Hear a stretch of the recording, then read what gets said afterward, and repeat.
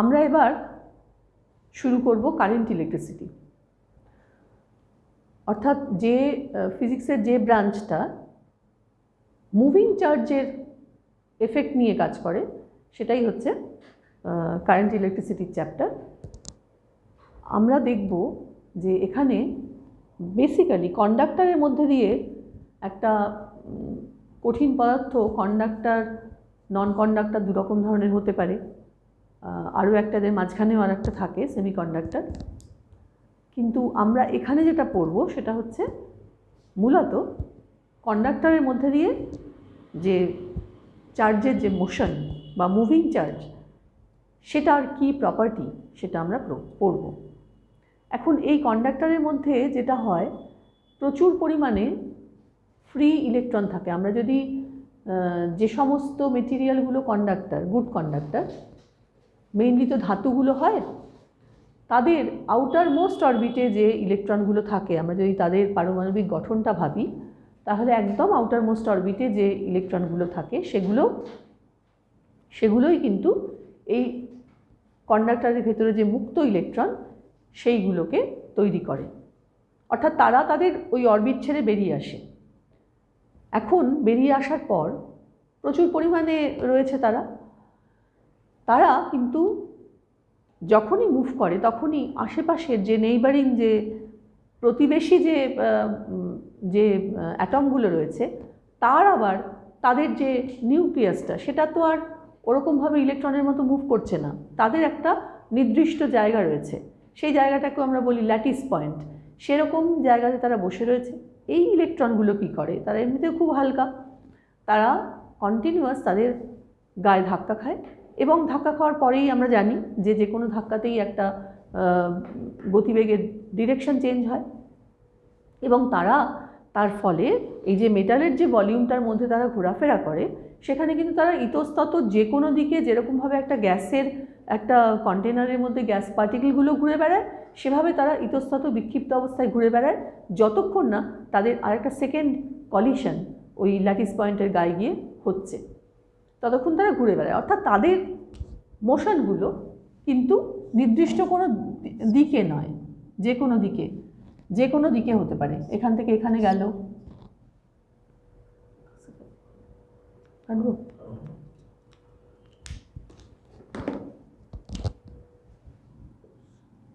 এখান থেকে এখানে গেল, তারপরে এখানে গেল, আবার ধাক্কা খেয়ে এদিকে গেল, আবার এদিকে গেল। কাজে কোনো একটা নির্দিষ্ট দিকে তার কিন্তু গতিবেগ রয়েছে, এরকম নয়। এবার এই যে ইলেকট্রনগুলো মুভ করছে, এদের প্রথমে আমরা যখন কারেন্ট ইলেকট্রিসিটির চ্যাপ্টার পড়ছি, কারেন্ট কাকে বলে একটু দেখি। একটা কন্ডাক্টরের একটা নির্দিষ্ট ক্রস সেকশনের মধ্যে দিয়ে বা ক্ষেত্রফলের মধ্যে দিয়ে পার সেকেন্ডে যতটা চার্জ ফ্লো করছে, এই চার্জ ফ্লোটা তো মেইনলি ইলেকট্রনের ফ্লোয়ের জন্যই করে, তো যতটা চার্জ ফ্লো করছে সেটাকেই আমরা, সেই রেট অফ ফ্লো অফ চার্জটাকে, আধান প্রবাহের হারটাকে আমরা কারেন্ট বলছি।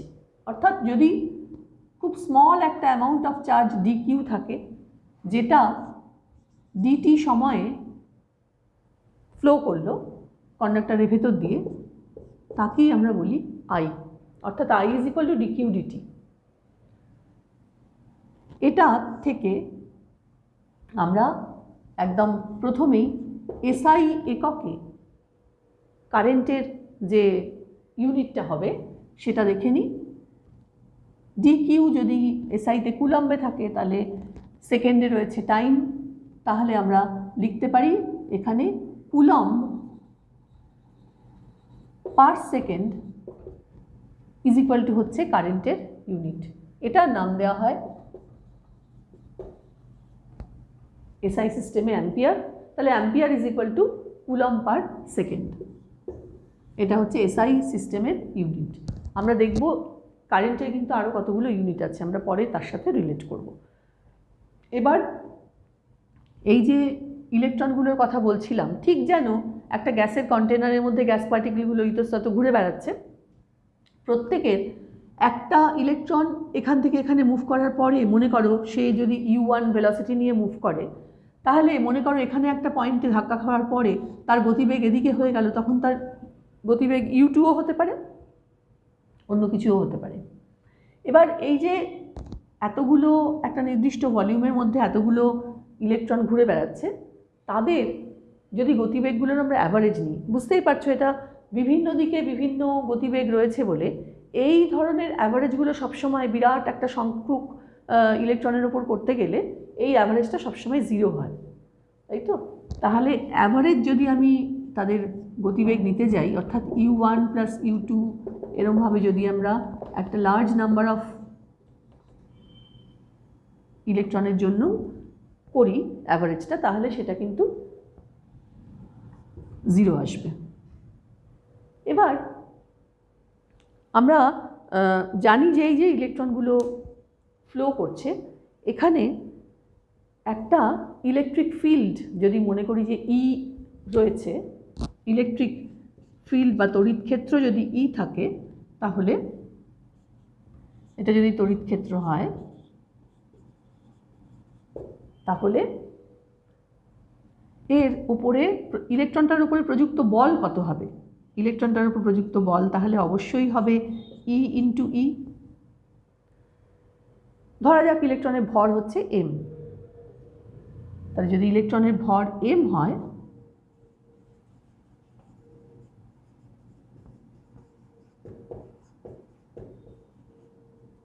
তাহলে এর ওপরে ত্বরণ কত হবে? ত্বরণ হবে E বাই m।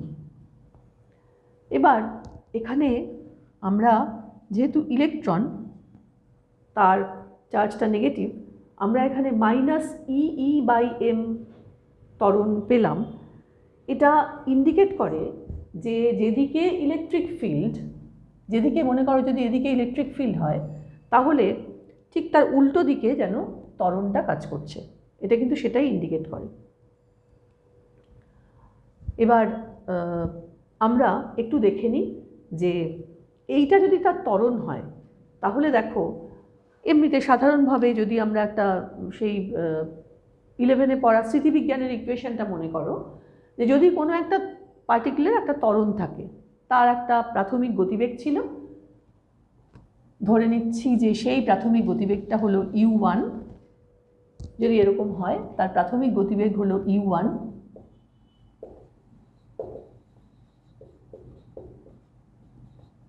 তাহলে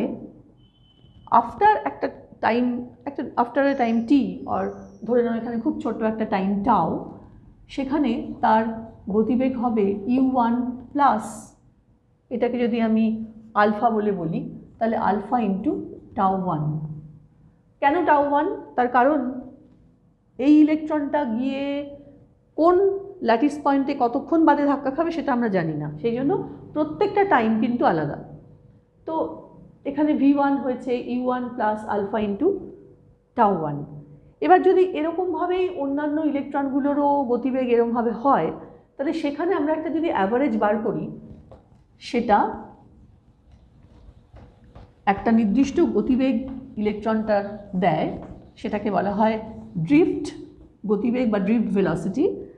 কারণ দেখতেই পাচ্ছ যে ইলেকট্রনগুলোর যদি তুমি অনেকগুলো ইলেকট্রনের একসঙ্গে অ্যাভারেজ বার করো, তাহলে কিন্তু সেটা 0 আসে, অর্থাৎ তার কোনো একটা নির্দিষ্ট দিকে কিন্তু কোনো বিশেষ গতি নেই। কিন্তু এই যে তার একটা ইলেকট্রিক ফিল্ড তার উপর কাজ করছে, সে একটা নির্দিষ্ট সময় বাদে আর একটা ল্যাটিস পয়েন্টে ধাক্কা খাওয়ার পর তার ডিরেকশন চেঞ্জ করছে, তার মাঝখানে কিন্তু তার একটা ত্বরণ তৈরি হচ্ছে ইলেকট্রিক ফিল্ডটা আছে বলে। আমরা যদি সেই গতিবেগটার অ্যাভারেজ নিতে যাই, তাহলে ধরে নিচ্ছি সেই গতিবেগটা হচ্ছে vd, আমরা u1 প্লাস আলফা ইন্টু τ1, এরকমভাবে u2 প্লাস আলফা ইন্টু τ2, এরকমভাবে যদি un plus alpha into τn করে তার অ্যাভারেজ নিতে যাই, তাহলে প্রথম পার্টটা আমি সেপারেট করে নিলাম। আমরা জানি তার মান হচ্ছে 0, কারণ এটা অ্যাভারেজ আমরা আগে ডিসকাস করেছি। আর এইটা হয়ে যায়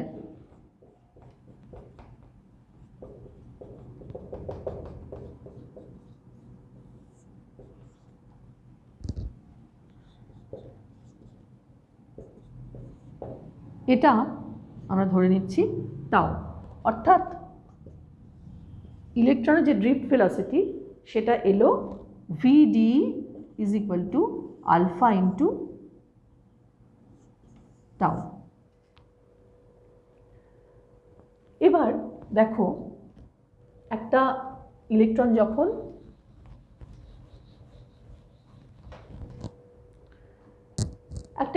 যখন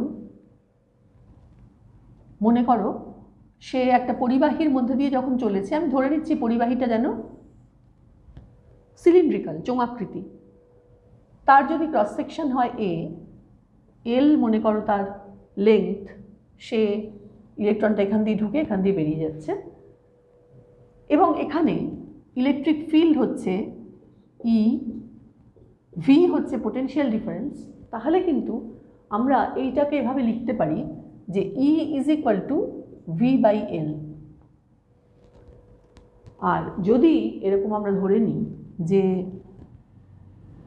এন হচ্ছে একক আয়তনে ইলেকট্রনের সংখ্যা, তাহলে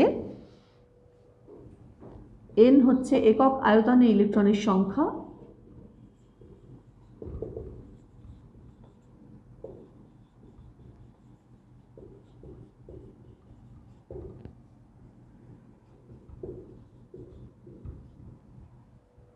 তাহলে কি হয়, এই যখন সে এই আয়তনটাকে ক্রস করছে তখন সেই আয়তনটা কতটা কভার করছে, মানে একটা ইলেকট্রন এখান দিয়ে ঢুকে এখান দিয়ে বেরিয়ে চলে গেল, সে যে ভলিউমটার মধ্যে দিয়ে গেল সেই ভলিউমটা হচ্ছে এ ইন্টু এল। এটা হচ্ছে, আমি আর ভলিউমের ভিটা লিখছি না কারণ অনেকগুলো ভি রয়েছে এখানে, এটা হচ্ছে তার আয়তন, এই কন্ডাক্টরটার আয়তন। একক আয়তনে ইলেকট্রনের সংখ্যা যদি এন হয়, তাহলে এই যে আয়তনটা যে কভার করেছে ইলেকট্রনগুলো, সেই আয়তনটার মধ্যে মোট কতটা চার্জ পাস করেছে একটা এন থেকে আরেকটা এন্ডে, এন এ এল, এই সংখ্যক ইলেকট্রন পাস করেছে। এবার যদি এটা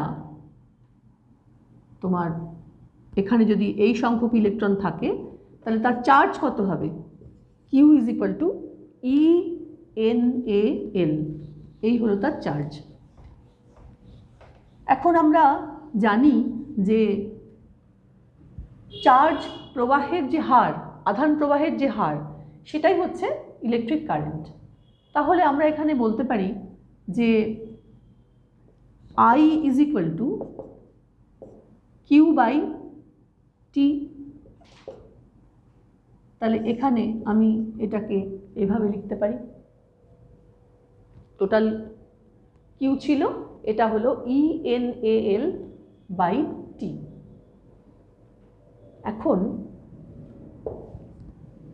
আমরা এইভাবেও আর একটা জিনিস দেখতে পারি যে আমাদের যে ড্রিফট ভেলোসিটি আমি একটু আগে বললাম যে V D is equal to alpha into tau, এইখানে আলফাটা কি হবে, আলফাটা ই ই বাই এম ছিল।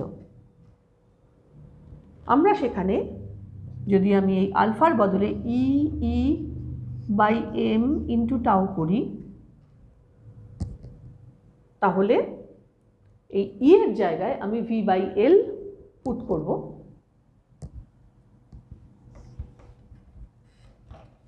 Alpha is equal to E E by M, এটা আমরা ইউজ করেছি এখানে। এবার আমরা কি করলাম, ই ইন্টু ভি বাই এল,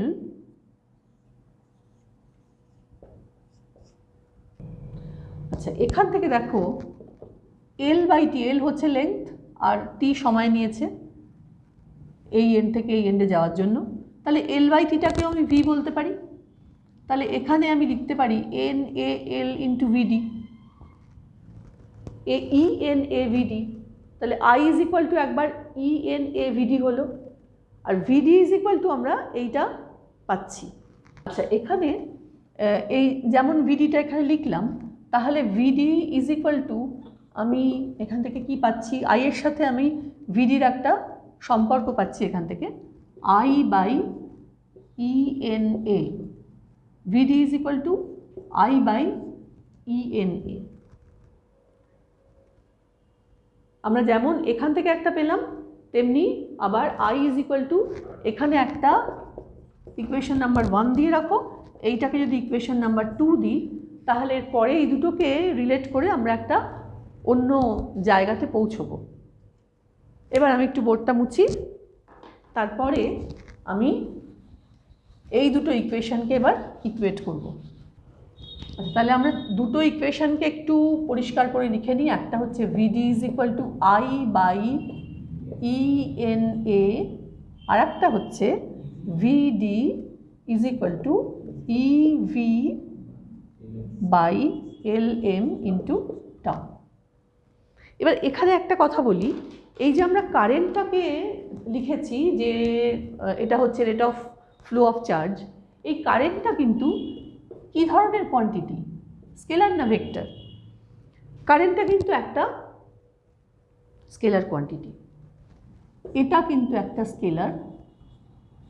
ঠিক যেরকম আমরা ওয়ার্ক ডানের সময় পড়েছিলাম যে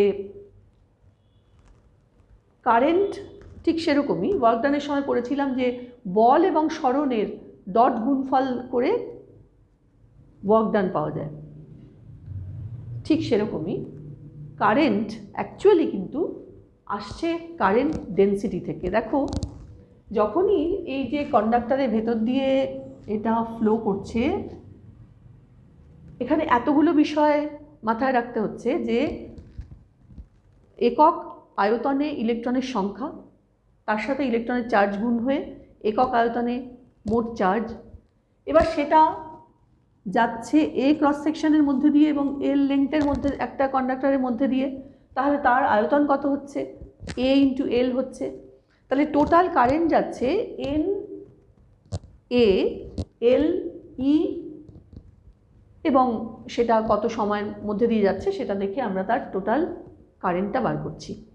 কিন্তু যাচ্ছে কিন্তু একটা ভলিউম অফ মেটেরিয়ালের মধ্যে দিয়ে, সেই জন্য এখানে কারেন্ট ডেন্সিটিটাকে ডিফাইন করা হয় যে সেটা হচ্ছে, কারেন্ট ডেন্সিটি হচ্ছে অ্যাকচুয়ালি তোমার একক এরিয়ার মধ্যে দিয়ে যতটা কারেন্ট যাচ্ছে। এবার সেই এরিয়াটাও কিন্তু এখানে আমি কারেন্ট ডেন্সিটিটাকে এখনই ভেক্টর লিখব না, আমি যেই লিখছি। এবার দেখো এই যে এরিয়াটা, সেটাও তোমরা জানো, আমরা আগেও দেখেছি, ইলেকট্রিক ফিল্ড করার সময় দেখেছি যে সবসময় কিন্তু যেমন ইলেকট্রিক ফিল্ডের ডিরেকশনের সঙ্গে এরিয়ার যে ওরিয়েন্টেশনটা, সেটা সবসময় একই লাইনে থাকে না, অ্যাঙ্গুলার করে থাকতে পারে। সেরকমভাবেই কারেন্ট ডেন্সিটির সঙ্গেও কিন্তু ওই কন্ডাক্টরের ক্রস সেকশনটা একই অ্যালাইনমেন্টে নাও থাকতে পারে। তো সেই জন্য, সেই পসিবিলিটিটার জন্য আমরা কি করছি, এটাকে J dot A is equal two হচ্ছে অ্যাকচুয়ালি আই। অর্থাৎ এখানে যদি জে আর এ, তার মানে জে এ কস থিটা, যদি তোমার এটা একই অ্যালাইনমেন্টে থাকে, তাহলে আমরা J into A is equal to I বলতে পারবো। আদারওয়াইজ আমাদের জে এ কস থিটা তাদের ওই ওরিয়েন্টেশনটা নিতে হবে। দ্যাট ইজ এই রকম যদি একটা কোনো এরিয়ার মধ্যে দিয়ে এসে যায়, এভাবে যাচ্ছে, তখন কিন্তু তার এই যে এ ভেক্টর এবং জে ভেক্টর, তাদের মধ্যেকার একটা অ্যাঙ্গেলটাকে কনসিডার করতে হবে। তাহলে এখান থেকে আমরা পাচ্ছি আই একটা স্কেলার, যেটা নাকি জে ডট এ, দুটো ভেক্টরের ডট গুণফল হিসেবে কারেন্টটা আসছে। আচ্ছা, এবার আমরা যে দুটো ইকুয়েশন নিয়ে ভাবছিলাম সেইখানে আবার যাব। এই দুটো ইকুয়েশন, এখান থেকে দুটোতেই আমরা দেখতে পাচ্ছ বাঁদিকে ভিডি ড্রিফট ভেলোসিটি রয়েছে। এবার আমরা এটাকে লিখছি, আর এইদিকে আই বাই ই NA লিখলাম। দুটো যদি ইকুয়েট করে দিই তাহলে এটা এরকম আসে। এবার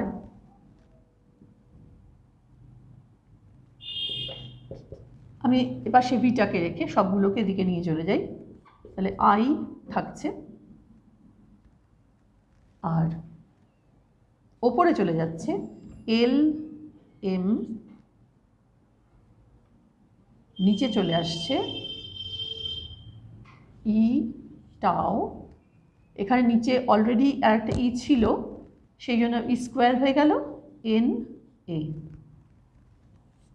এই পুরো জিনিসটা এভাবে চলে এলো। এখানে যে ব্র্যাকেটের মধ্যে যে টার্মগুলো রয়েছে সেগুলো দেখো সবটাই কিন্তু কন্ডাক্টর, যে কন্ডাক্টরটার মধ্যে দিয়ে যাচ্ছে সেই কন্ডাক্টরটার প্রপার্টি, ইলেকট্রনের চার্জ এবং যে সময়টাও নিয়েছে সেই সময়টা। L হচ্ছে কন্ডাক্টরের লেংথ, A হচ্ছে কন্ডাক্টরটার ক্রস সেকশন, আর M হচ্ছে ইলেকট্রনের ভর, চার্জ, এবং ওই পার্টিকুলার কন্ডাক্টরটার মধ্যে তার পার ইউনিট ভলিউম বা একক আয়তনে কতটা ইলেকট্রনের সংখ্যা সেটা হচ্ছে N। তাহলে সবটাই হচ্ছে কিন্তু ইলেকট্রন অথবা কন্ডাক্টরটার নিজস্ব প্রপার্টি। তাহলে এগুলোকে পার্টিকুলার একটা কন্ডাক্টরের ক্ষেত্রে আমরা এটাকে কনস্ট্যান্ট বলতে পারি। যদি কনস্ট্যান্ট বলি তাহলে জিনিসটা কি দাঁড়ায়, V into some constant into I।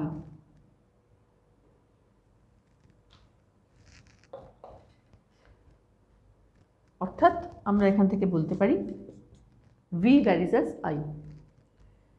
এটা দেখো এই পর্যন্ত আসার পর আমরা এবার একটু থামবো। এবার আমাদের পড়বো আমরা ওমস ল, ওমের সূত্র। সেটা কি বলছে যে কোনো একটা নির্দিষ্ট উষ্ণতায় একটা কোনো ধাতব কন্ডাক্টরের মধ্যে দিয়ে এক বিন্দু থেকে অন্য বিন্দুতে যখন কারেন্ট প্রবাহিত হয় তখন তাদের দুই প্রান্তের মধ্যে যে বিভব পার্থক্য, সেই বিভব পার্থক্যের সঙ্গে প্রবাহ মাত্রাটা হয় সমানুপাতিক। এখানে আমরা কিন্তু অলরেডি সেই রকম একটা জায়গায় পৌঁছেছি। ড্রিফট ভেলোসিটি দুটোকে ইকুয়েট করে তারপরে V ভ্যারিজ অ্যাজ I এ পৌঁছেছি, এবং ওমের সূত্রও কিন্তু সেটাই বলছে যে যদি কন্ডাক্টরটার মধ্যে দুটো বিন্দু থাকে VA এবং একটা A এবং একটা B, তাদের মধ্যে যদি পোটেনশিয়াল থাকে VA আর এটা যদি VB হয়, আমরা জানি যে যখনই কোনো চার্জ মুভ করে তখন তাদের সেখানে একটা নিশ্চয়ই পোটেনশিয়াল ডিফারেন্স রয়েছে। আমরা যদি ধরে নিই যে VA গ্রেটার দ্যান VB, এদিকে যদি একটা কারেন্ট প্রবাহিত হয় I, তাহলে VA মাইনাস VB এটা হচ্ছে I এর সাথে প্রপোর্শনাল হবে। সেই পোটেনশিয়াল ডিফারেন্সটা বা বিভব প্রভেদটাকে আমরা যদি V বলি তাহলে V ভ্যারিজ অ্যাজ I, এবং এখান থেকে আমরা লিখতে পারি V is equal two R into I। এই Rটাকে বলা হয় পরিবাহীর রোধ, পরিবাহীর রোধ বলা হয়। এবং সেই রোধটা পরিবাহীর অন্যান্য ফ্যাক্টরগুলো, এক্সটার্নাল ফ্যাক্টরের ওপর নির্ভর করে, অবশ্যই টেম্পারেচারের ওপর নির্ভর করে, কিন্তু বেশিরভাগটাই নির্ভর করে সেই মেটেরিয়ালটার উপরে। সেটাতে আমরা এখান থেকে পরিষ্কার হয়ে যাবে, সেটা আমরা সেটাতে আসবো। তাহলে V is equal two R into I। এখানে ওমস লটা তৈরি হলো।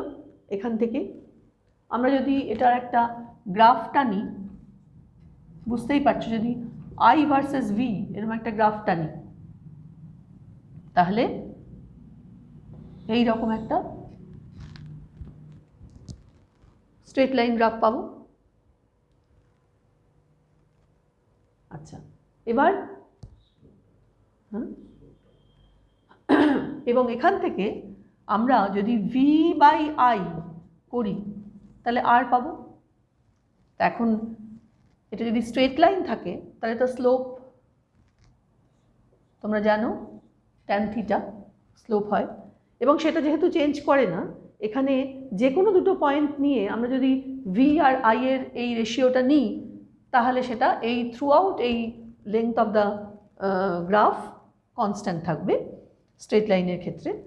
সেইটা কিন্তু অ্যাকচুয়ালি এই অঙ্ক থেকে দেখো ভি বাই আই এটাই কিন্তু অ্যাকচুয়ালি আর দিচ্ছে, অর্থাৎ আমরা এই ভি ভার্সেস আই গ্রাফ থেকে আমরা যেটা পাচ্ছি সেটা হচ্ছে পরিবাহীটার রোধ।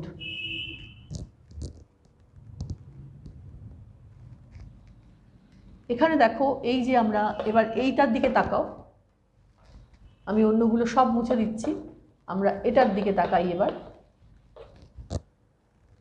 এই যে অংশটা,